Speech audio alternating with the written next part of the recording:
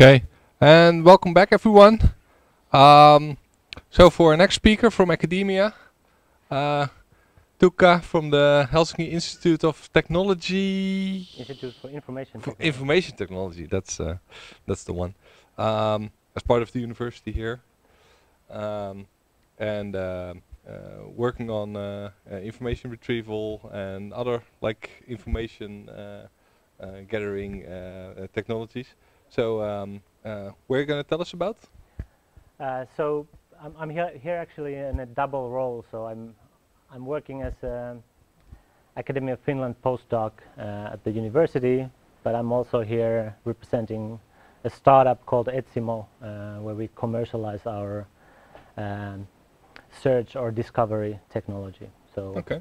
give a couple of demos and a bit of a motivation on what we're doing and why. Okay, take it away. All right. So as I said, we have a new established company called Etsimo. If you go to etsimo.com, you can find out more. And we have our CEO also present here. So if you have more of a business-oriented questions, you can maybe post them to Thomas. All right, let's start. So the question that we are really posing is that are the search tools that we use really solving the information needs that we want? So the main interaction paradigm that we have for search at the moment is typed query. Okay, this tracks back to 70s from the library word, where you went to the library, you asked the librarian, can you find me this book, and they typed in something to the system. And now this has been copied for web use, and this is what we still use. We have a query box where we type in something, then we get a ranked list of results back, and this is what we've been doing for 20 or 30 years already. And if you do this, if you don't know exactly what you're looking for, you end up with something like this. Okay? You type in "why is my" and you get great suggestions from Google, for example, on what you should be looking for. Okay? But is this really something that we want? This works great if you know exactly what you're after. For example, most of the queries that we post to web search engines are type of what was the address of Facebook again.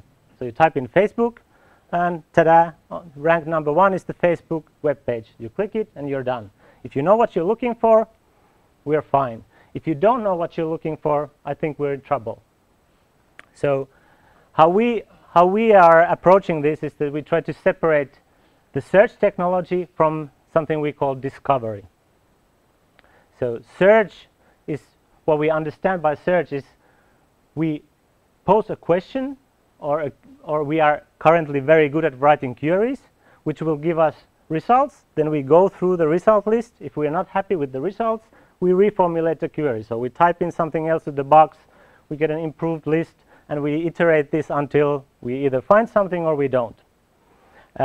While what we understand by discovery is that the system should actively help us to browse, to analyze the content that's available, and help us in discovering related things that we might be interested in. Okay, so in particular for complex search problems, let's say I'm looking information on a broad topic, or I'm comparing products in the service site. I'm looking for items in an e-commerce site. I don't know what I'm exactly looking for. I want to buy a camera, for example, on an e-commerce site. I type in camera or some brand, but this doesn't necessarily give me exactly the answer that I'm after, right? So I might be interested in a particular camera or a camera equipment that's related to the camera that I already own, and so on. So we need technologies that can help us to discover things that are relevant for us, instead of just answering simple typed queries that we are accustomed to. So lookup search, we have about 5.2 billion searches daily posted to the web search engines. And most of them are the type of lookup queries that we are very happy with the current services, such as Google, Baidu, Yandex, whatever you use. Then we have another set of searches which are more targeted. So we have search engines inside portals. Let's say we have a Helsingin Sanomat portal or an e-commerce site. where we go and search for something specific inside that content database. And I think this area is something where the current search technology is not very good at the moment. So up to half of the searches are actually what we call exploratory search, that are more discovery than the classic search. And there are recent research from Microsoft Research using Bing logs that says that people struggle in more than half of these queries. So information needs that they are after, more than 2 billion queries daily are something that are not successfully completed. Okay, so the web has millions of portals and websites. We can jump into them using Google or our favorite search tool, but when we're in there, the search functionality might not be something that we really want. Okay, this is the system that we developed first at the university, and now that we are commercializing. This was featured in TechCrunch about almost half a year ago now. I think this characterizes nicely the problem. So why the typed query systems and the search box and the list are so dominant is because the search engines are trying to guess with minimal input what we're after. But in fact, if we could learn more what the human user actually wants, we could do much better. And our solution looks something like you see here below. I'll give you demos and some results later on. So the technology that we built is based on both estimating what we call user intent. So in search, you're trying to match the query as well as possible. Okay, you might have some background knowledge about the user that we saw in the earlier presentation. We monitor everything that people do, but still, when people actually search something, they type in a couple of words, and then we're supposed to, as a search engine, we're supposed to know immediately what they're after. And this is what web search engines do very well, but they lock us into this obvious choice that they expect us to be happy with, right? So they make a safe choice for us so that we stay with the service. Okay? And what we do is we transparently visualize the search space. So here you see a conventional article list that you would get back from a search engine. This is now an example with a bit more than 60 million scientific articles from Thomson Reuters and other databases. So we are able to extract tags and semantic features out of the content. Then we build something that we call intent model. So we build a model from the user, in this case just based on some initial query of machine vision. But then the user can investigate the environment around this concept and then learn what's available, and then able to affect the intent model, the first guess made by the search engine, by moving, dragging these keywords away or inside the radar screen, as we call it. Okay, so the idea is that the closer the keyword, in this case, is to the center of the radar, the more relevant. So now I've queried machine vision, so of course that's very relevant. But there are other things that are relevant to this topic, like image segmentation, then pattern recognition techniques, object recognition, image processing, the human perception, and so on. So it communicates back to the user, okay, you search for machine vision, which of the aspects you might be interested in to continue the search.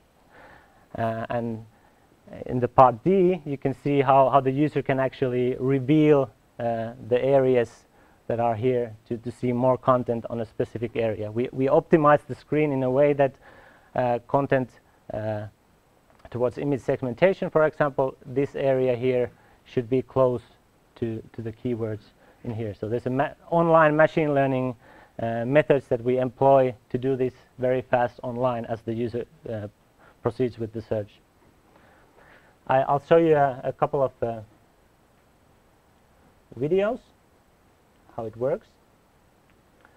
So this is now me searching information retrieval. This is now indexing the whole English Wikipedia. So we dynamically pull all the content out. I search for information retrieval, and the user can see now things related and some clustering that highlights which areas might be relevant. For example, linguistics, computational linguistics are close to each other because they are related, and then you have all other things related to this concept. Now I picked semantic indexing, and now I start to see other things like latent Dirichlet allocation, which is a similar technique to compute semantic distances in called topic modeling research. So now I can continue. I'll pick that. I'll click to the center, and now the whole model is re-estimated in less than a second. And on the right side, you have a rich text summarization showing me how these are actually related to the documents. It shows the context, and it builds based on the whole intent model the snippets so that you can actually grasp the information, how the documents that come back are related to the search intent of the user. Just interrupt me at any point if you have questions. I'll show you a couple of more examples. So this is now another search with Sanoma, because we're here. I just made it up a few minutes ago. You can see it's related to the Netherlands, Finland, Sanoma, Helsinki, Sanoma, and so on. Again, from Wikipedia, so you have to understand that the content is not the whole web, but Wikipedia. You have broadcasting, television. If you're interested in operations in different countries, you can find them here or on this side. It's all data-driven, so it's not always perfect. Now I select something, broadcast, television, I'll click it, and the model is re-estimated, and then I start to see broadcasting, television-related content. And again, the text is summarized along the user progresses the search. So you can always see the context of your estimated intent and the document summaries that try to explain you why this document was brought up.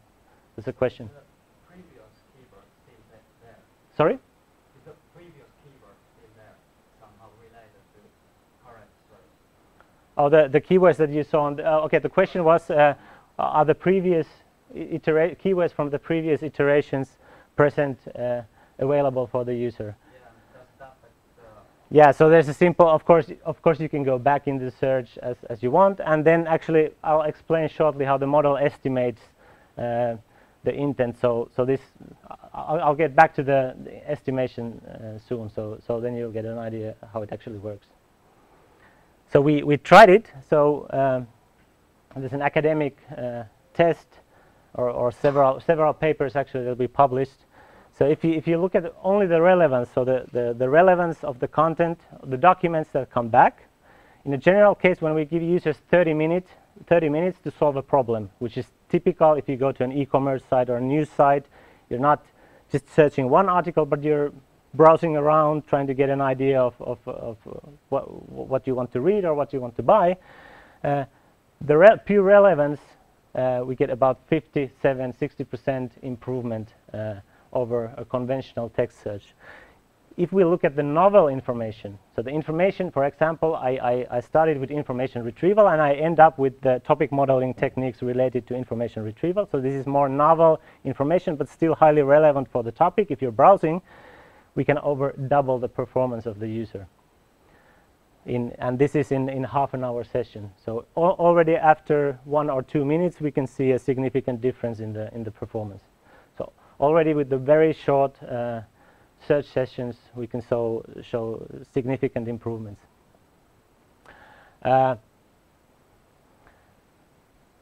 If you look at the timelines, so this is the time after the half an hour. You can see immediately almost a clearly linear gain on the performance, and maybe somewhere around between 1 to 2 minutes, we can see already doubled performance when compared to the conventional text search. Okay, so I'm a scientist, so I always need to show off a bit to see how we do it. But the important part for you maybe here is that the classical search, the task of a search system is to estimate the relevance. Okay, relevance is how we call it. How relevant or good the document that comes back to you is given the query. All right, this has been there for 20 years now. But in fact, what we do with the intent modeling technique is that we also take into account the uncertainty. So this is more of a dialogue between the search engine and the user. So the user does something, the search engine says, okay, here is the content that you're most probably interested in based on the relevance, but at the same time a massive amount of information gets uncertainty estimate. Okay, you might be interested in this, and this, which we actually see in the keyword cloud that you saw earlier. So there's an estimation. We try to balance the relevance and the uncertainty related to what we know about the user. Okay, because the user gives very little back to the search engine. When you start, you give 1, 2, or 3 words, and as you go and you interact with the search engine, the estimate gets better and better, but also the uncertainty may change. Okay, now I'm exploring a certain area, so another area which is related gets more uncertain, so we need to account for that and offer this option for the user. Maybe you're interested in this, although your current focus is on some other part of the information space. For example, I'm looking for cameras, and I choose Canon, and I end up at a certain point of the search space.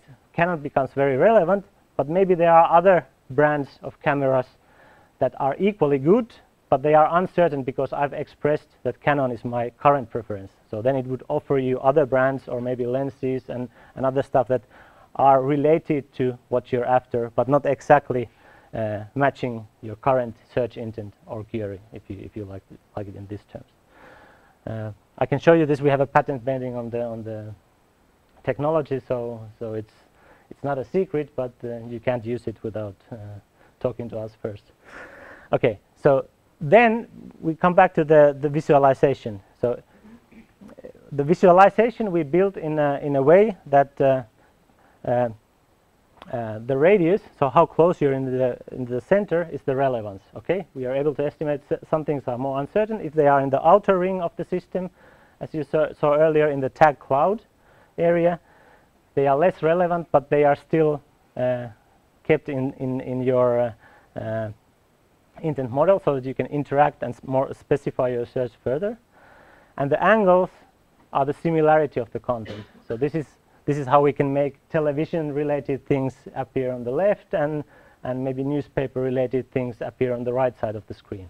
So we actually optimize it online with the stochastic probabilistic neighborhood optimization technique. And this is also patent pending technology because we can do it very fast, and this type of optimization is actually shown to be superior to other layout methods that are out there. So the intuition is similar things should be close each other on the radar screen, which makes it easier for the user to investigate a certain area. If they see, okay, I'm interested in television, they only need to inspect that area and maybe leave the rest, stay there for a while, that they are actually focusing on some subtopic that is related to their search. Okay, then apart from the technology perspective, we have the human cognition perspective. So humans, when we search, we have some cues that we use. Okay, if I ask from you to search about search engines, you probably type in search engines or web search or something like this. This is called an anchoring effect. Okay, this is how you know. This is your memory cue on this topic. I'm an information retrieval researcher, so I know that the actual term that we use in the community is information retrieval. So I search with that because I know it will result in the end for a better match for what I'm looking for. So visualizing things that users can recognize instead of only using their own memory is essential for this type of activity. When you see something, you can react upon it. It's much easier than forcing the user to come up with the queries themselves. This is what we call recognition over recall. So it's easy to recognize, oh, this is what I meant, instead of if I ask you to, okay, please just come up with a query. You can come up with a couple of queries, but after a while, you're out of memory cues just because our cognition is limited and it's anchored to our initial needs. Then we also search for learning and discovering, and not just retrieving things that we know are there. So there are documents that no other, I saw the news article yesterday, I'll just type in a couple of words, I'll find it. But if I don't know in advance what I'm looking for, then I want the system to help me out in suggesting me things and being able to modify my intent on what I actually want to do and how my browsing and search session is progressing. So even if the users would know what they are looking for, they might end up to a sidetrack. There are some subtopics that they are interested in. So the search depends on several factors that you need to be able to modify as you go, as the search progresses. So take home, and then I'll replay you the video. So millions of the web portals, websites out on the internet are struggling with discovery technology. So lookup search is what the current big search engine companies are serving us very well. We get them fast, we can search the whole web, but once you end up with a more specific collection that you're not familiar with, you need to be able to make decisions, learn while you search. This is where we're struggling. We're able to model users' intent instead of just matching the query. So what the user might be looking for, we transparently visualize it for the user so that the user can react. Okay, now the search engine made a wrong guess. I actually want to do something else that the first assumption was. It's transparent. I can control it while I go. And of course, this also gives the company hosting the search engine better information about what the user is after, because you don't abandon the search if it doesn't give you what you want, but you can actually react. And when we record on your interactions on the screen with the radar, we end up knowing better what the user wants, what's the actual intent behind the initial query, rather than forcing them to go through the results trying something which will end up in click statistics that we currently use, which are then implicit feedback that takes a lot of time to converge. So we get, if we have 100,000 clicks, then we can quite reliably estimate what's going on. If we have 2 clicks, it might be that the other one was wrong, and then the search engine is just lost. Gives you wrong ads, gives you wrong results, and so on.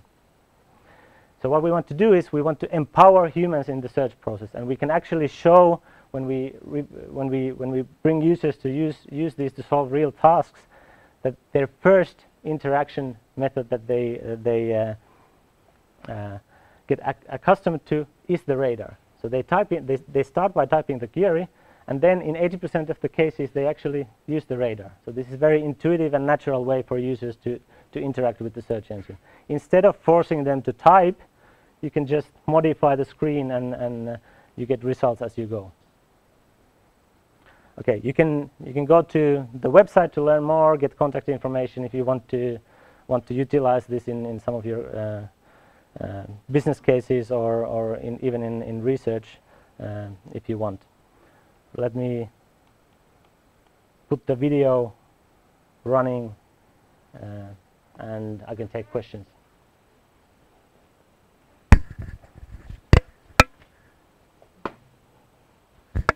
Any questions?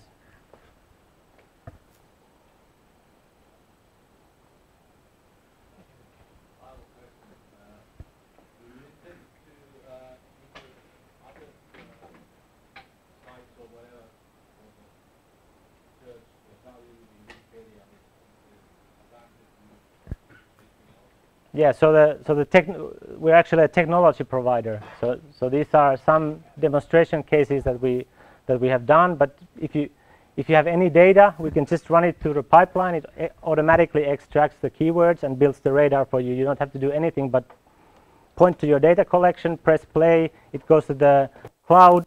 You can say, okay, I want 50 machines to serve the search, and you can embed the search user interface to your own site, and you're ready to go. The target is to have it ready to go in 10 minutes. So you say, okay, my data is here. Go and index it, and then you choose some package depending on how much traffic you have on your site, and we can set up an Amazon cluster on the fly with the certain requirements that the actual site has, and then you can press play and you're ready to go. So everything is automated. There's no manual curation involved in the process. Do you think there's a limit to your indexing? If there's too much information from someone, is that scalable to the end world? Okay, so if I understand correctly, the question is about the scalability. So content-wise, we have tried it with millions. It should easily scale to billions of documents. So we're not, in the first place, we're not targeting web search. So we're not setting up a competitor for Google because there's certain limitations of entering the market, let's say. But other collections, you have a news website or you have your own website that you want to serve with this technology. It can be, I would say, any size. Yeah, it's more, the scalability is more on the user traffic side. So if you have billions of users, then of course you need to buy a data center for that. But if you have thousands or hundreds of thousands of users, we can still run it scalably, quite easily. How does this relate to, let's say, the clustering Google nowadays uses for the image search, where they also provide you like with multiple options based on your query? Yeah. So this is the classical approach of interpreting the search intent would be to what's called in scientific terms diversification of the results. So if I post this ambiguous query, let's say jaguars, which could be the car, the animal, the football team, or so on, then the web search engines they try to pick examples of all of these, right? And then you click something or you realize, okay, there are too much stuff, so I'll type in something else to the box, right? So what we are able to do is we can expose the whole landscape of information immediately to the user, so they can just react. And if you think this is a mobile platform, you could just drag it on a mobile, and then you're at your target.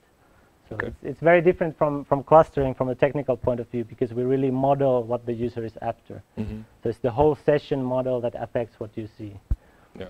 So in principle, we could do, if you search for jaguars, and then you go back, you do something else, you search for football, then it could understand that, okay, maybe the jaguars is still relevant, so we'll put it on the radar for you. So if you're going back there, you can just drag it in, and then you're on the correct site. So we really built a session level model that all the time tries to predict what the user is after, but also the uncertain areas are offered so that the user can react when they see something that they are interested in. Okay. Other questions? Okay. Then please a round of applause for Tuukka. Thanks. Thank you. Where's my computer?